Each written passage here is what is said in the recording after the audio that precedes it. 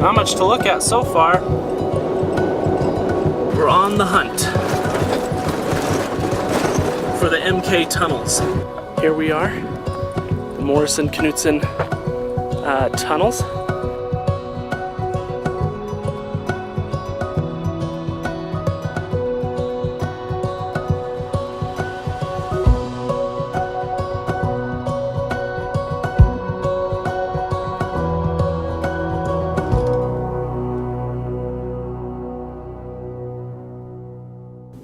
We had a beautiful evening at our campsite along the wedge, under a full harvest moon.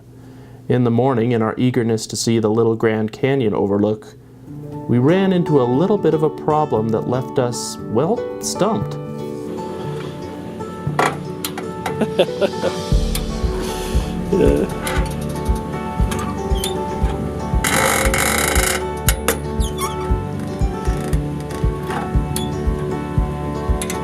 Here on that side. There you go. There you go.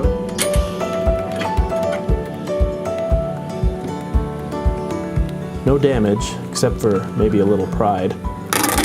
On our way to the Little Grand Canyon.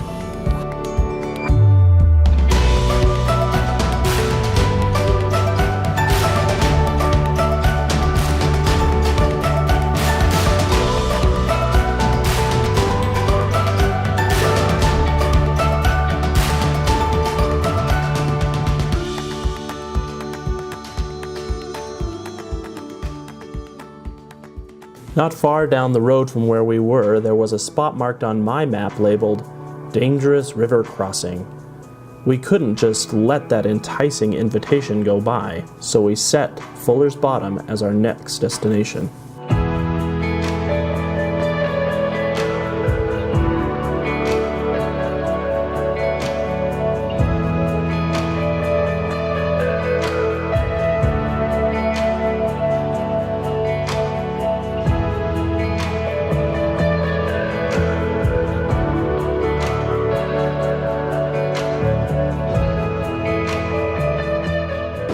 Me again.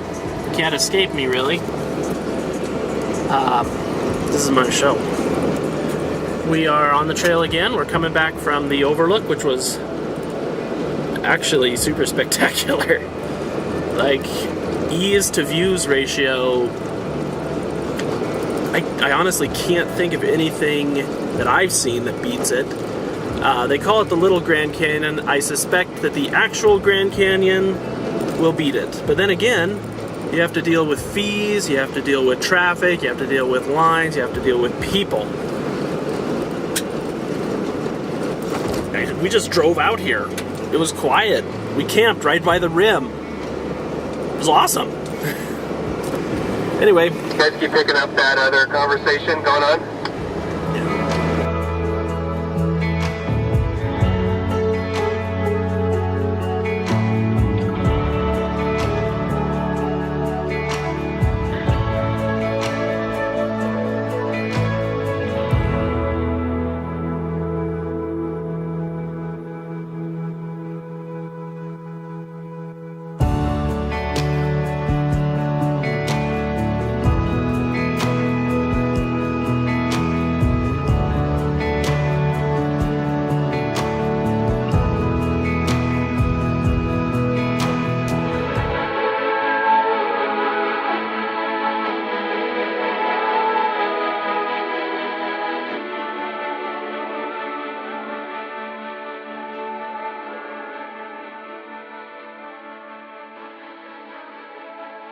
That we'd found something this spectacular, such a short drive from where we just were, was nothing short of mind-blowing.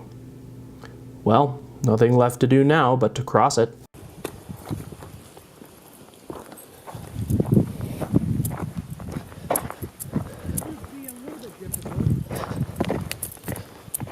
Let's walk it.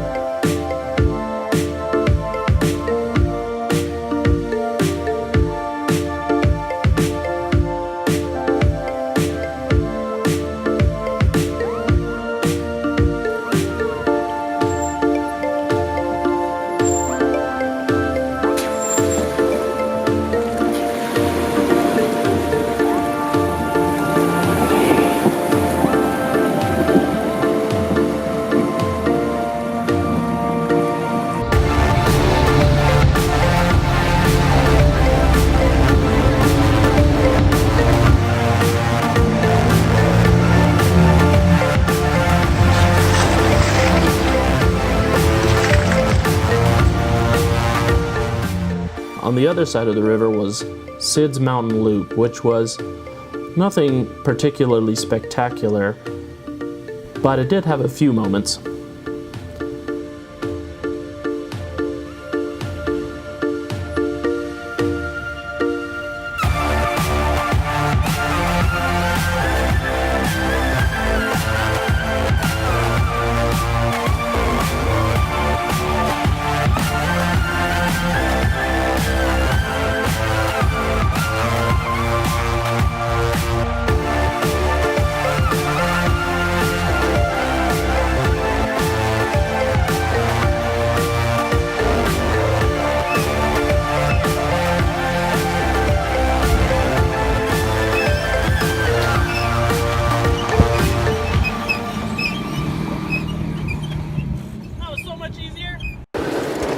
I haven't had a video update in a while.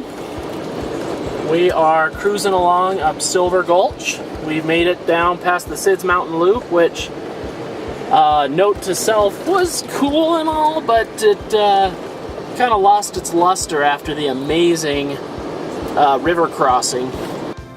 The plan was to continue up Silver Gulch to meet up with the town of Farron, Utah, which, as I found out later, is where my mother-in-law worked as a teen, holding road construction signs as one of the very first female road construction workers in the state of Utah. Small world. We are on some kind of highway. I don't know what the name of it is, but it is literally the loneliest road I've ever been on. Like the road we just went on, we saw 2 cars. I have not seen a car on this road since we got on it. And it's a nice road, it's a little bumpy, but there's nothing out here. I'll show you. I mean, just nothing. From the town of Farron, we drove down on I-70 to Green River to get gas. There wasn't much to see. There was a highly energetic Christmas tree and a couple of overlooks. From there, we went south of 70 for the first time on this trip, in search of Swayze's cabin. Alright, Swayze's cabin. It isn't much.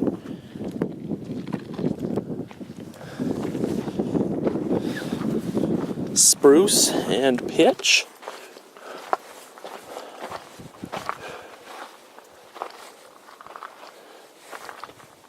Notched logs. We're going in.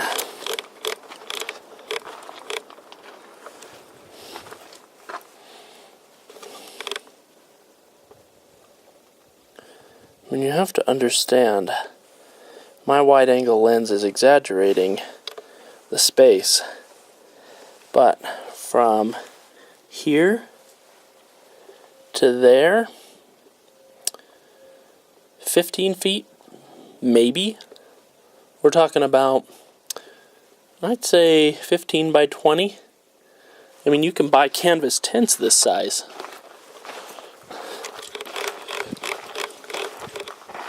He kept a refrigerated, or rather, there was a cave where he kept his food seasonally. It's supposed to be the interesting bit. Not having much luck finding it though.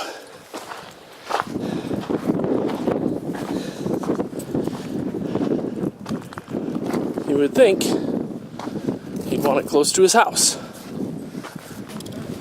Alright, we're back on the hunt for Swayze's lunchbox. We're on a trail that actually is the trail. So, in addition to the cabin the Swayze's built in 1921, there's also an office and what they called the ice box, which is a cleft in the cliffside where they would store their food seasonally, as it was about 20-30 degrees cooler than the ambient temperatures. It was pretty interesting, but I'm pretty happy with my fridge.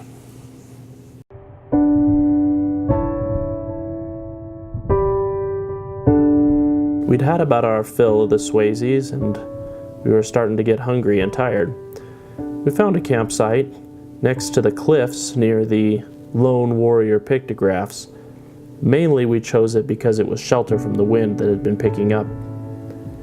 It was a nice site with beautiful views, and it was another day well spent in this beautiful area.